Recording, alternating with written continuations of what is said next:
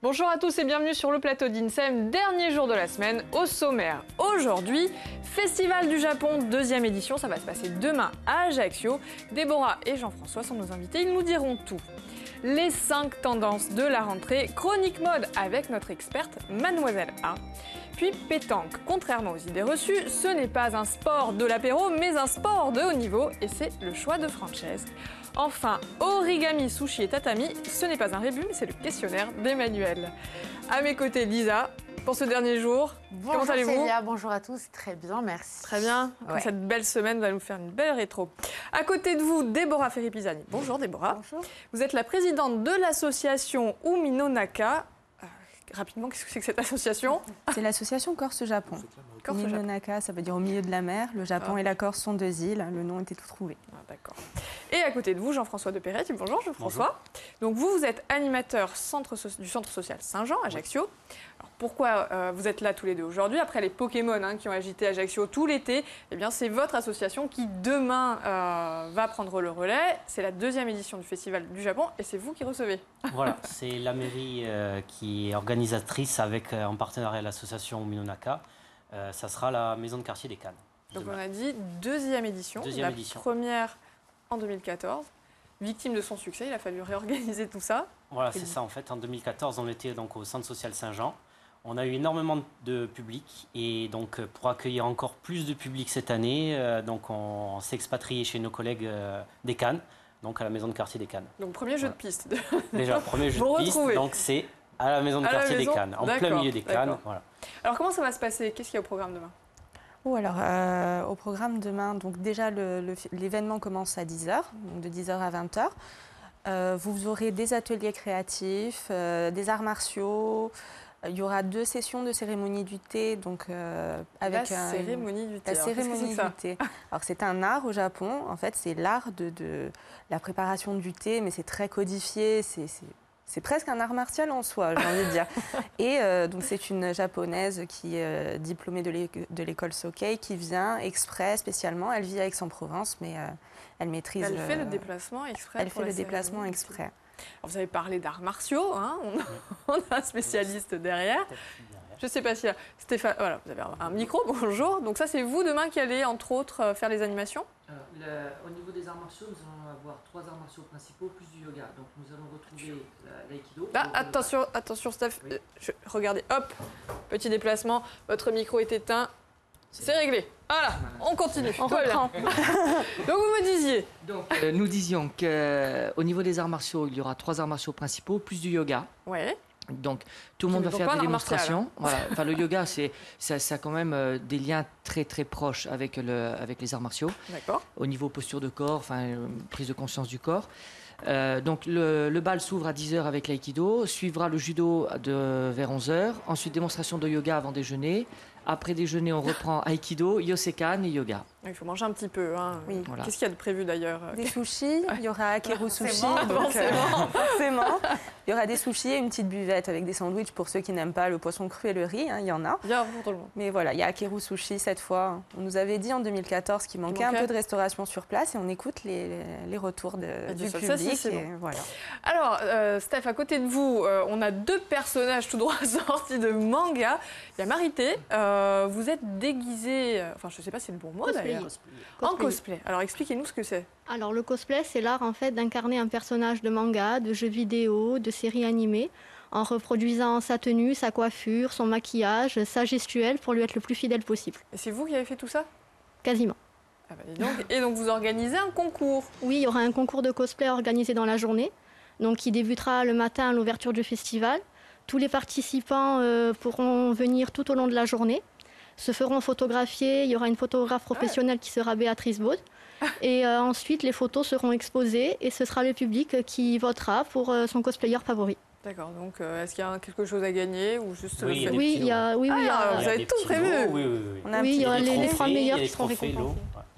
offert par la mairie. Donc, Quelle ambiance! N'est-ce pas? Ça vous donne envie, Lisa?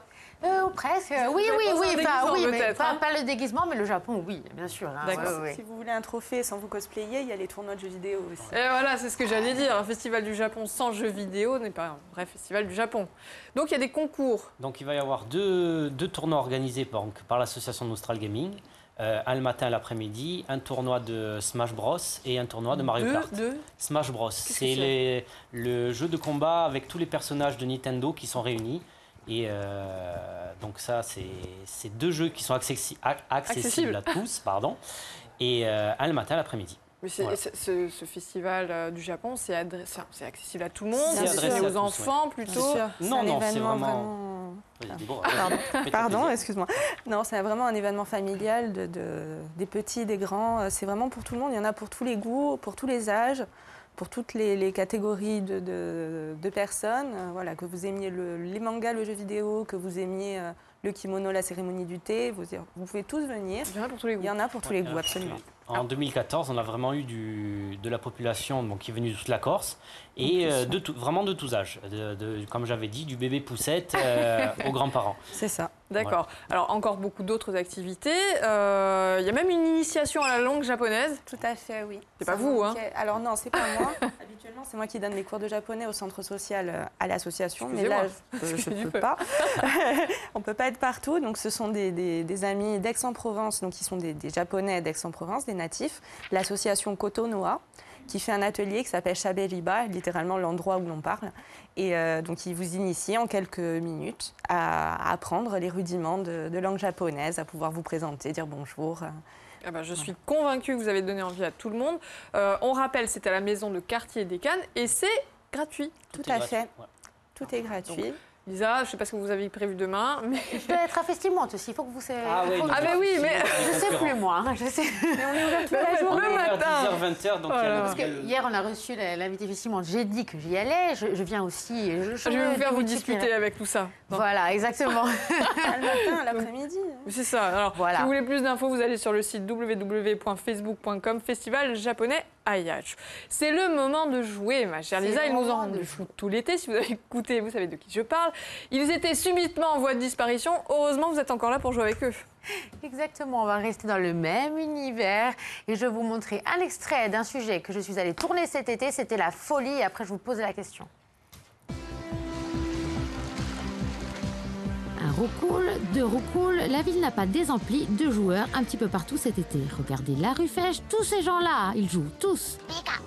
Stéphane, bonjour. Bonjour, en pleine chasse? Et toi? Eh oui, écoute, la que chasse tu est attrapes? plutôt bonne. La chasse Écoute, est là plutôt j'essaye bonne. d'attraper, c'est un Voltorb. D'accord, c'est un volcan. On est quand même dans le coin à Ajaccio où il y a le plus de Pokémon. Ah là, t'es sur le spot où il y a beaucoup de Pokémon et surtout il y a beaucoup de Pokéstop, donc où tu peux faire le plein de Pokéballs. Donc ouais, tu retrouves beaucoup de chasseurs de Pokémon par là. Et toute la ville s'anime, toute la rue s'anime. Et écoute, c'est très impressionnant de se promener et de voir, tu les reconnais, hein, les chasseurs de Pokémon avec le téléphone collé. Ouais, il y a énormément de monde. Alors oui, instant autopromo, le sujet sera en entier la semaine prochaine. Oui. Mais avant ça, question, quel est ce jeu qui cartonne en ce moment? Donc appelez-nous au 0800 3x0 900, je pense que vous avez la réponse. À gagner aujourd'hui, le CD de Pierre Gambigne, le livre Un petit vélo dans la Corse et, parce qu'on est généreux et que c'est la fin de la semaine, un chargeur de téléphone portable pour jouer à ce jeu, justement. Oui, très utile. Voilà, et à emporter partout. Alors, j'imagine que vous ne donnez pas la réponse, mais vous l'avez. Oui. Non, on avait dit non. Ne souffle pas.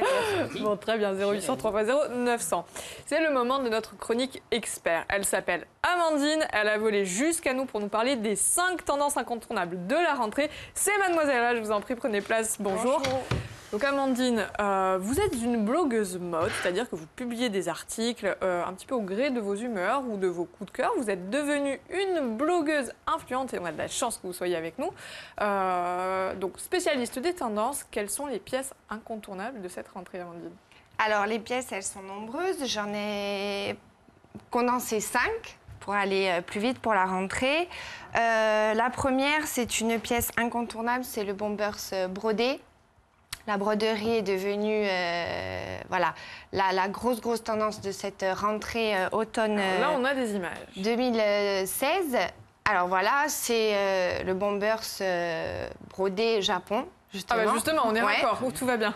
Voilà, et donc que vous pouvez mettre avec tout, une robe, un pantalon, talons, plats. C'est l'idéal pour avoir un look. L'idée, c'est de casser. Hein. Et on en trouve partout. Toutes les anciennes cette année, ont sorti leur version. C'est vrai, à tous les prix, ce qui est bien. Ouais, Lisa, vous avez le vôtre. Oui, évidemment. Oui, Célia, quand même. Hein.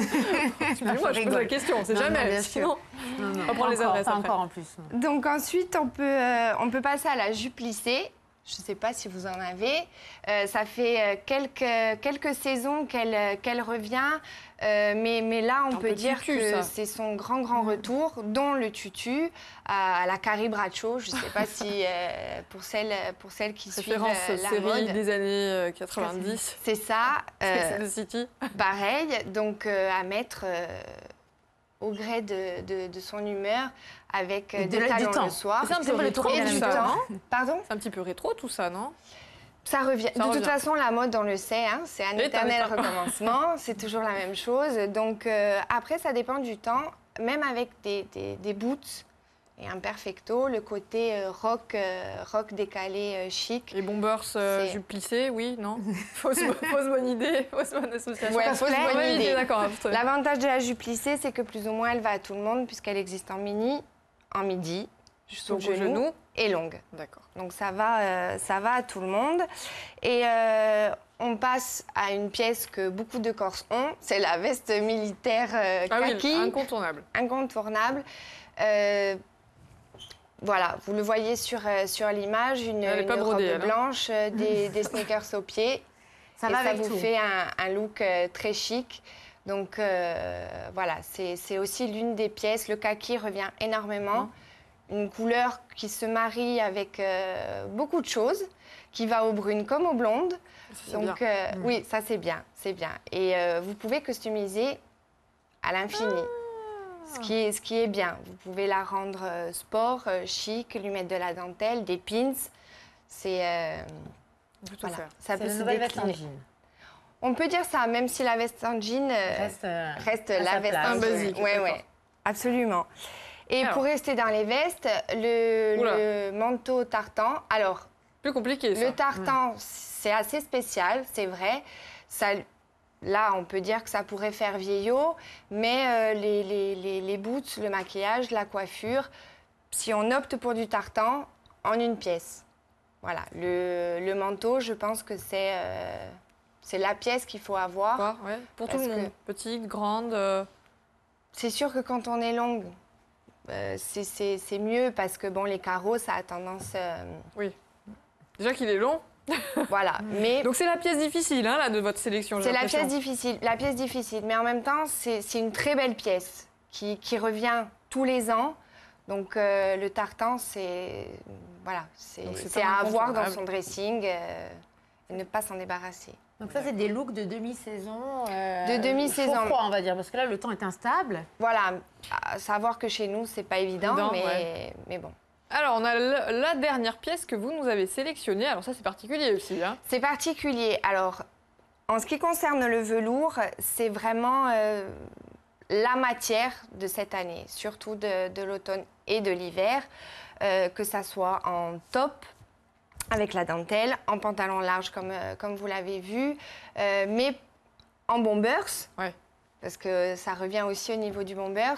Si, pour celles qui n'osent pas porter du velours, ça sera sur petites touches pour les chaussures avec des mocassins. Les ras de cou velours des années 90 reviennent énormément cette année. Donc voilà, c'est pas la peine de faire un total look pour celles qui auraient peur d'avoir un petit look vieillot. Voilà. D'accord. Merci pour toutes ces précisions, Amandine. Je rappelle, Mademoiselle A, votre blog, je suis dessus si on veut d'autres précisions. Et on se donne déjà rendez-vous pour une prochaine chronique mode. Vous restez avec nous, c'est le moment de jouer, ma chère Lisa. Non, n'importe quoi. La météo, c'est déjà fait le jeu. Ouais, mais c'est parce que j'ai envie de jouer moi, maintenant. Alors dites-nous. Alors la météo. On va faire, si vous n'étiez pas là toute la semaine, c'est pas grave, on va faire un petit résumé de ce qui s'est passé. Voilà, exactement. Lundi, qu'est-ce qui s'était passé? Nous recevions un psychogénéalogiste. Regardez ce joli plateau qui nous expliquait pour mieux se connaître, il fallait comprendre d'où nous venions. Alors après, on a capoté après le plateau, hein, qu'on vous dise la vérité. D'où viens-je, qui suis-je, où vais-je? On a même retrouvé un pauvre cadreur, le pauvre en position du fœtus qui appelait sa mère. Mardi, ça c'était mardi, nous avons parlé des causes du ronflement et que ça pouvait aussi causer la mort. C'est vrai, Célia, hein, quelle horreur. Celui qui dort à côté, donc, hein, parce qu'il fait du bruit. Une technique imparable. Hein, quand on a quelqu'un qui ronfle à côté de nous, on le prend, on le pousse un peu, on le fait rouler jusqu'à chez sa mère. Ça marche, hein, généralement. Mercredi, nous étions en folie sur le plateau. Regardez-moi ces mines terracotta, regardez. On a aidé nos seniors et c'était facile. On s'est inscrit à Pôle emploi et c'était encore plus facile. On a diffusé du bonheur et on a fait la paix car c'était la journée internationale de la paix. Vive la vie. Jeudi, on a fait venir un expert qui nous a aidé à créer une petite collerette en plastique pour Nestor, le petit caniche de Célia, qui est malade en ce moment. Enfin, je crois, je ne me rappelle plus trop. Place aux cartes maintenant, parce que c'est fini, hein, le passé maintenant. Allons vers l'avenir. Alors, qu'est-ce qui va se passer cet après-midi? Le temps sera ensoleillé sur le littoral, le vent sera faible à modéré, mais avec quelques nuages tout de même et quelques risques d'averses. C'est à l'image de ce week-end. Le week-end sera un petit peu dans ce temps-là, dans cette veine-là. Voilà. Ensoleillé, mais avec quelques risques d'averses. Donc couvre-vous quand même. D'accord. Alors ça tombe mal pour le sujet qui va suivre, puisque nous allons parler pétanque. Ce n'est pas qu'un loisir de vacances, c'est aussi une vraie discipline sportive qui séduit de plus en plus de femmes. La preuve, Francesca a essayé, on la regarde. Bonjour à tous, très heureuse de vous retrouver. Alors je vous propose aujourd'hui de découvrir l'un des plus anciens clubs de pétanque de Lille, le club de Casator, qui a vu le jour dans les années 70 et qui compte environ 80 adhérents. Ce club est en croissance constante, ce qui témoigne d'un engouement de plus en plus important pour cette discipline qui n'est plus simplement réservée à vous, messieurs, mais qui fait de plus en plus d'émules chez les dames et qui pourrait être même inscrit au prochain JO de 2020. Moi, en attendant, je vous propose de jouer.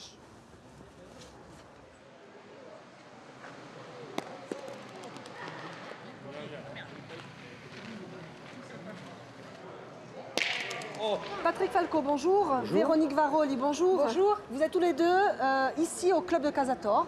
Oui. Vous êtes éducateurs. Alors, la pétanque, c'est un sport, c'est vraiment un sport. Et il y a de plus en plus d'engouement autour de ce sport. Comment ça se fait? Alors, tout simplement parce que c'est un sport qui est destiné, je dirais, à tout public. Des personnes âgées peuvent jouer à la pétanque. Évidemment, des enfants, on va dire à partir de 6 ans, peuvent également jouer à la pétanque.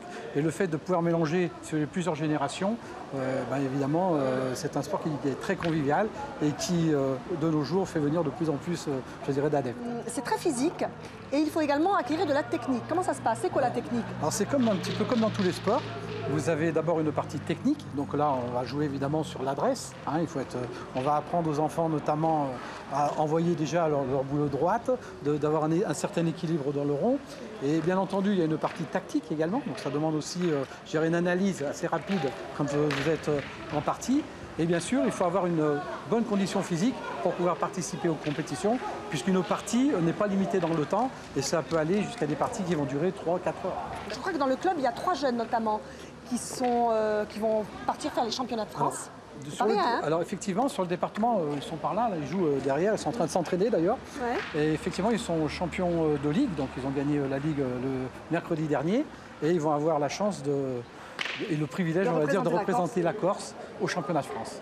Alors également dans cette activité, dans ce sport, les femmes de plus en plus sont présentes. Il y a même des coupes, des championnats. C'est une spécificité, comment ça se passe? Alors c'est exactement pareil que pour les hommes. Elles ont exactement les mêmes règles du jeu. Elles ont exactement les mêmes championnats. Et elles participent également à des compétitions départementales, régionales, nationales. C'est justement le cas, je vous coupe, de Véronique qui est à côté de vous. Rebonjour Véronique. Rebonjour. Vous êtes la championne de Corse 2014. Comité. 2015. 2016. Oui. Tous ces titres-là, ça fait pas chance avec ma collègue José Sorbar cette année. Vous êtes en doublette? Doublette, oui. Et sinon, il y a la Ligue aussi avec Marie-Angèle Germain et Sandra Casano. Comment vous avez adhéré à ce sport? Écoutez, tout simplement parce que je voyais mon mari jouer, puis j'ai dit, je voyais qu'il y avait des femmes et ça m'a donné envie, donc j'ai commencé comme ça, et puis voilà. Alors cette année, encore vainqueur, toutes les deux. Oui. Vous avez la coupe, je crois. Montrez-nous un petit peu ce que vous avez dans les mains. C'est pas du pipeau, c'est du vrai. Hein. Championnat départemental de Haute-Corse 2016. Qui a été remise par le club de Borgo, qui a été très sympa. Ça vous plaît? Oui. Nous partons aussi au championnat, donc on va essayer de faire notre possible. Mais bon, il faut s'entraîner. Il faut s'entraîner. Oui. Pas trop difficile pour une femme? C'est pas difficile, du moment qu'on a... La motivation. La motivation, voilà, c'est surtout la motivation.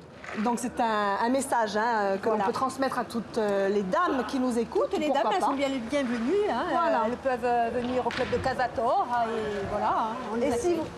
Merci à vous, merci à tous les deux. Encore plein d'adhérents, je vous le souhaite, pour cette année 2016-2017. Et puis, moi, je vous invite à participer, à devenir une championne de doublette ou en tout cas de pétanque.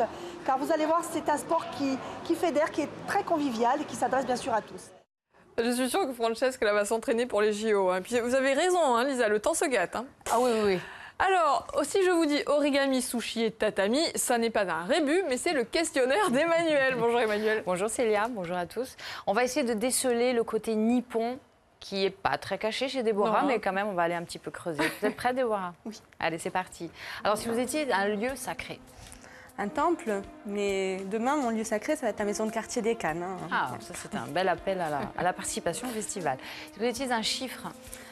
Le chiffre 8. Pourquoi? Parce que le 8, c'est l'infini déjà, et puis c'est porte-bonheur au Japon. Bon, mais voilà, dommage que demain, nous soyons le 24. Si vous étiez un personnage de manga. Un personnage de manga classique. Sangoku dans Dragon Ball, la base. On est sur les fondamentaux du manga, là. C'est les classiques. Si vous étiez un jeu vidéo. Final Fantasy. On va y jouer, là? Alors non, Final Fantasy, c'est un RPG, donc on n'y jouera pas demain. RPG. Role Player Game, je crois. C'est un jeu plutôt où on joue en solo, mais demain, ce sont des jeux participatifs où on peut jouer les uns contre les autres ou en équipe. Mais oui, on va jouer aux jeux vidéo avec l'association Noustral Gaming, on leur fait coucou. Si vous étiez un mot. Un mot. Bon, alors, attention, c'est le moment cliché. Attention. L'amour, c'est la base de tout quand même. J'ai cru que ce serait en japonais, moi. Non, ça vient. En japonais, l'amour. Si vous étiez d'un art martial. Oh ben, l'aïkido, Elle a peur de dire le contraire, je suis sûre. L'aïkido, parce que c'est un art martial qui se base sur la défense et pas sur l'attaque. Et voilà, on utilise la force de son adversaire contre lui. Et ça, je trouve ça bien, parce que l'attaque, c'est pas bien, mais se défendre. La défense, c'est normal. Voilà. Des démos, donc prévues. Bien sûr. Si vous étiez un plat traditionnel japonais. Oula. Facile. Bon, je vais dire le sushi. Non. Ah ben, on va dire le sushi. Lequel? Mais bon, j'aime tout. Hein. Lequel? Ah, le sushi. Ah, on va faire moment promo. Le sushi de chez Akeru Sushi. Non, stop, on n'a pas le droit. Si vous étiez un arbre, on passe à autre chose vite.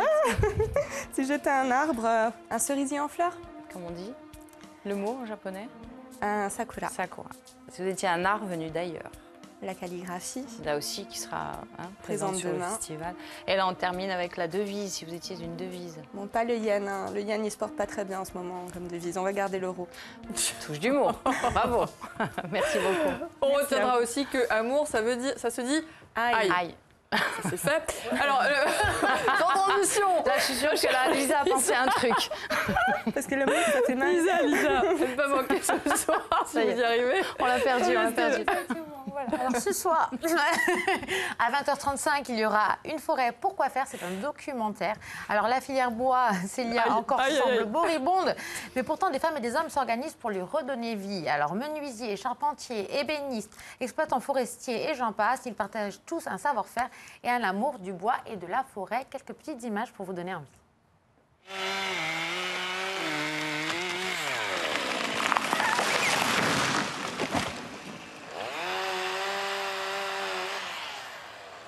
Contrairement à ce que pourraient penser certaines personnes, on n'est pas les destructeurs de la forêt, hein. Loin de là. Loin de là. On est au contraire des personnes qui entretiennent la forêt. Le jour où il n'y aura plus d'exploitants forestiers, les forêts se seront mal en point et non entretenues. Et là, on en manque un peu. On en manque beaucoup.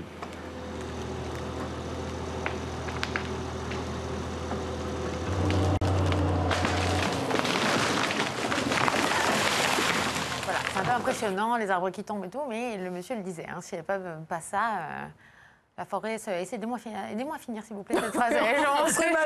Restez bloqué sur le aïe aïe aïe, je suis désolée. En tout cas, c'était à 20h30. 20h30 ce soir. Exactement, sur Vias. Très bien. Alors, il y en a un qui a été extrêmement attentif et qui a trouvé la réponse du jeu, c'est Robert. Bonjour Robert. Bonjour. Bonjour. Vous allez bien? Bonjour, oui, ça va. Bonjour à tous et à toutes. Alors, vous nous appelez d'où, Robert? J'appelle d'Apietou. D'Apietou. Alors, très bien. Vous savez quoi? Je vais vous laisser vous débrouiller avec Lisa. Alors, Robert, quelle est la réponse? Alors, la réponse, c'est Pokémon Go. Tout à fait, exactement. Est-ce qu'il y a des Pokémon à Apietou? Ben, écoutez, moi, non. Personnellement, non. Après, je ne sais pas. Sur Apietou, je pense qu'il doit y en avoir. Quand même, quelques-uns. Voilà, ouais, des Pokéstop, tout ça. Mais là, on rentre dans le détail. Des quoi? Pardon, des Pokéstop. Elle est calée, Manuel. Elle est Excusez-moi. super calée. Mais voilà, mais plein de cadeaux pour vous, Robert, qui arrive. Bon, ben merci Robert en tout cas de nous avoir appelé, d'avoir joué, félicitations. J'en profite pour vous dire que ce week-end, si vous n'êtes pas au Festival du Japon, si vous n'êtes pas au Festimonde, vous pourrez monter à la Foire du Miel. Ça va se passer à Mons. Il y a des petits jeunes qui ont un message pour nous, on les regarde. Venez dimanche nombreux au Minifest.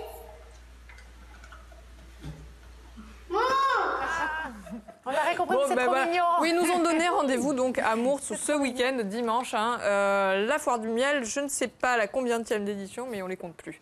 Une dernière chose, si on a le temps, une dernière petite annonce. Du coup, c'est moi qui vais la faire. C'est Patricia et Laurent qui vous attendent sur le plateau de Sapienton. Ils vous invitent à tester votre culture générale. Voilà, si vous êtes prêts à relever le défi, n'hésitez pas à vous inscrire. On a vu les coordonnées, se sont affichées. Merci à tous d'être venus. Je vous garde 2 petites secondes pour vous dire qu'à 13h, nous allons parler de cet adage qui dit « les petites bêtes n'ont jamais mangé les grosses ». Enfin, rien n'est moins sûr, c'est très approximatif. Mais en tout cas, avec l'automne, les premières pluies et les températures douces, merci Lisa avec votre météo, tout est réuni pour que les moustiques reviennent. Serons-nous envahis? C'est Jean-Alphonse, responsable pôle ingénierie écologique et sécurité sanitaire au Conseil général départemental de Corse du Sud, on va y arriver, plutôt, qui va tout nous dire. Merci une fois de plus. Rendez-vous donc demain à... Voilà, il y a un jeu de piste en plus. Voilà. Le 10h à 20h. 10h-20h. Bah, très bien, le rendez-vous est pris. Donc, Lisa fait Simon, Emmanuel Festival Île Rouge. Ah mince. Bon, bah, finalement, j'ai changé d'avis. Bon, voilà, si vous ne savez pas quoi faire, vous avez l'embarras du choix. On se retrouve tout à l'heure, 13h, après les titres de Uno. À tout à l'heure, merci.